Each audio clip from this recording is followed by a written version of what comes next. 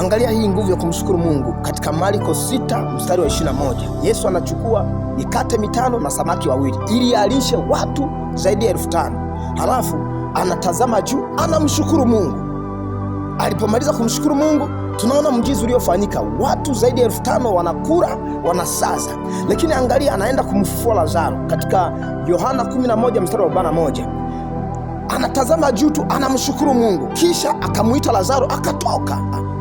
Yesu akiwa amejaa moyo wa shukurani kabisa mbele za Mungu, anasema, Mungu, najua unanisikia, hata hakuna haja ya kupiga kelele sana, maana unajua ninataka nini. Anaomba tu kidogo na mambo yanatendeka. Unahitaji tu uwe na moyo wa kumshukuru Mungu kwa yale aliyowatenda, ili utengeneze nafasi nyingine ya Mungu kukutendea jambo jingine kubwa zaidi kuliko hilo.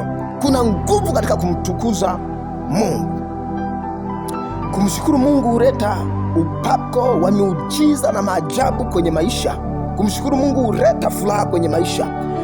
Yaani sijui niseme nini, lakini kumshukuru Mungu ni jambo jema sana. Huleta furaha ya moyo, huleta amani ya moyo, huleta ushindi. Upako wa kuongezeka unatokea kwa kumshukuru Mungu. Mungu wa mbinguni akubariki. Mungu wa mbinguni akutunze. Na fikiri utakuwa umejifunza mengi. Bwana akubariki sana. Amen.